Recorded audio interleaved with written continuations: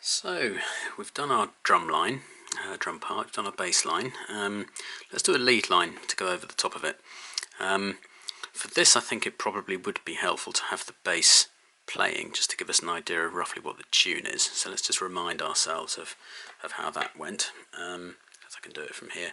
So remember, the drums volume is right down, the lead doesn't really matter, we haven't recorded anything, but it's up, and the bass line is up. So let's play back where we got to.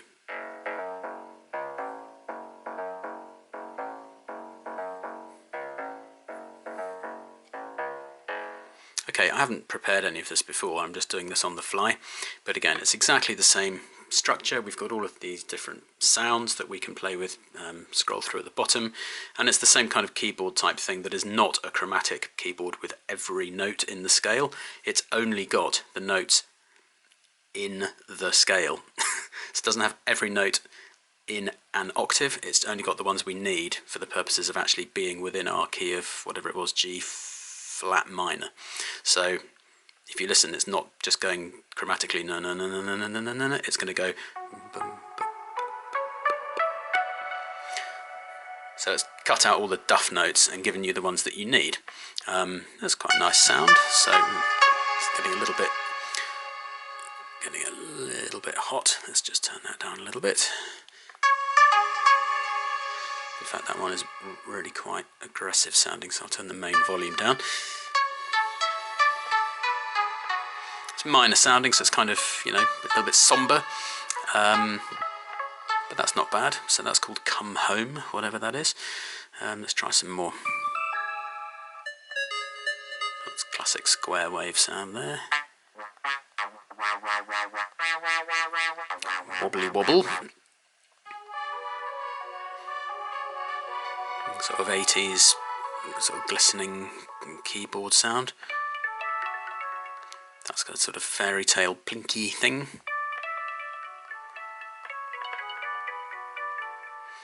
Very nice.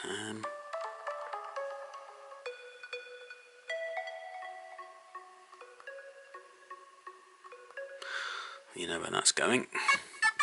That's horrible. That's got such a slow attack on it at the beginning that it's not actually going to be any use for a lead sound at all. It's very sort of subdued sounding. That's quite annoying. It's just the setup patch. That's a bit too bassy for a lead line. Oh gosh.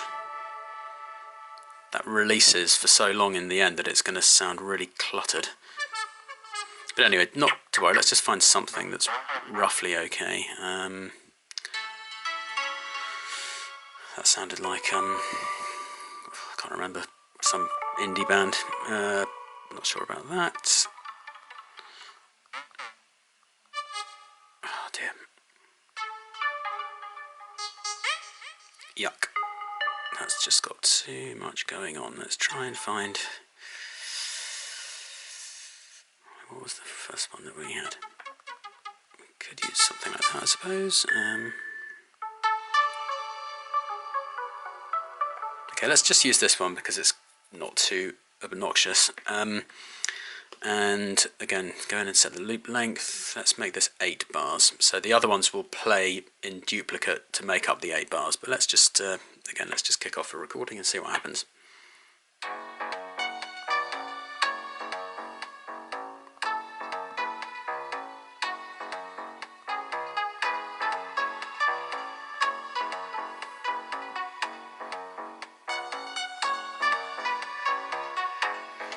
Okay, so that's just something off the top of my head.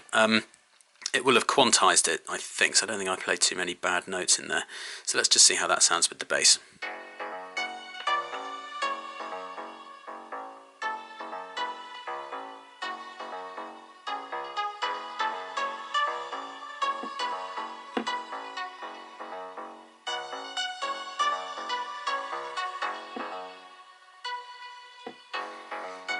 Just tidied up the timing on a couple of those duff notes.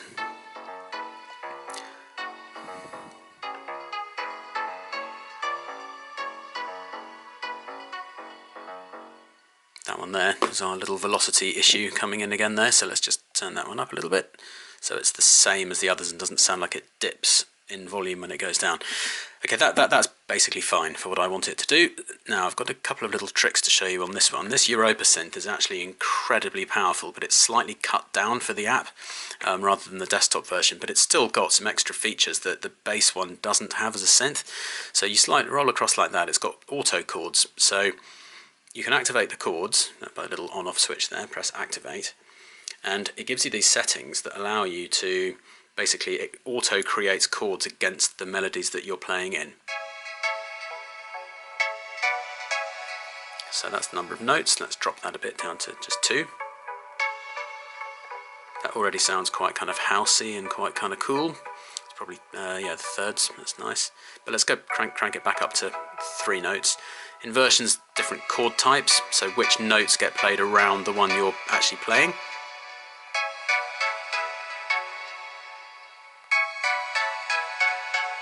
You get the idea. But we can play it with the chords on, even though we only recorded in individual notes. So let's see how that sounds.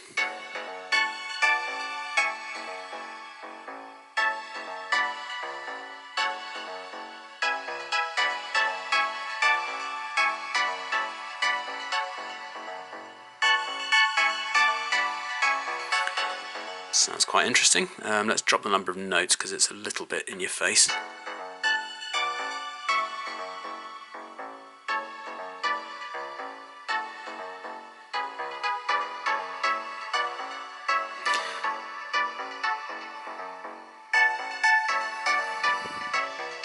Okay, that actually sounds a lot like Jean-Michel Jarre, and whilst I am a massive fan of Jean-Michel Jarre and his incredible inventiveness, it's not quite the sound I'm going for.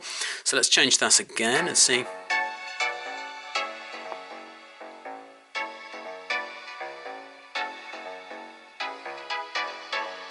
Okay, that's okay, it's quite interesting. I don't know whether I'll like this idea when I come back to it later, but let's put the whole lot together. Let's wind the drums back in, and let's see what we've got.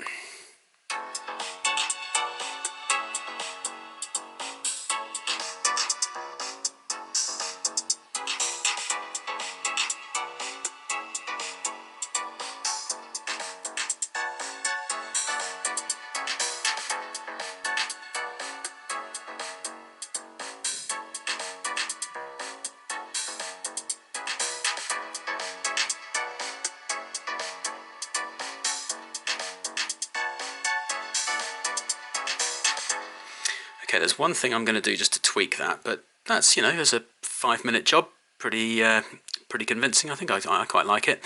But what I'm really noticing is that the way the bass line is working, the bass line has more energy than the drum parts do, particularly in the kick. So that's the boom, the sort of heavy bass drum.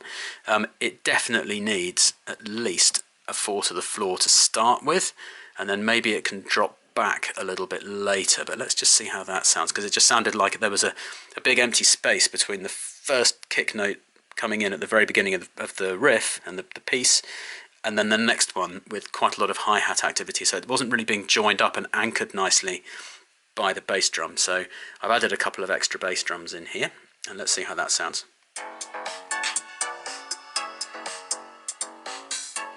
Okay, it needs a 4 to the floor bass pattern, basically, because if it doesn't have it, it just loses its momentum.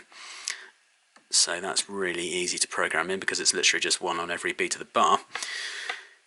And let's just do a little bit of a tiny micro mix, because you can't do very much with it, but let's just turn that synth down a touch and just bring the drums up, and let's see how we sound now.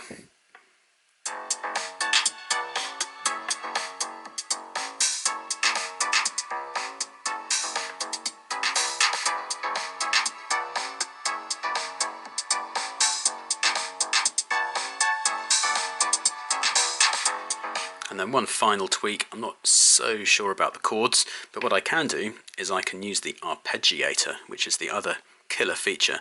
There are other features, but you have to buy them, which is a bit annoying, so I haven't bothered because I've got the desktop version. But I'll activate the arpeggiator, and just so I don't get bored of the track, let's just wind the drums down, and then let's hear what it sounds like with the arpeggiator, making arpeggios around the chords. An arpeggio is just a string of notes that are played around a chord structure, or like a set of notes in a structure, but instead of just going bing all at the same time. They're played one next to the other. So.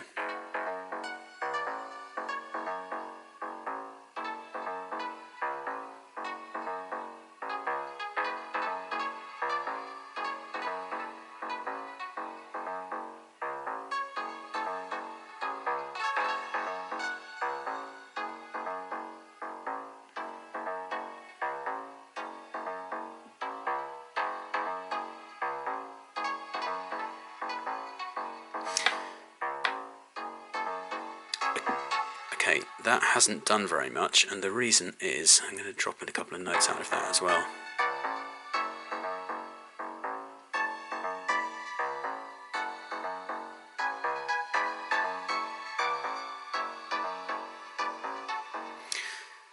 The reason that it hasn't done very much on the arpeggiator is that the note has to be held and sustained for a while in order for the actual note to play by the arpeggiator. So because those little notes in that riff are only going pop, pop, pop, pop, they're quite short, the arpeggiator doesn't have anything to work with. But anyway,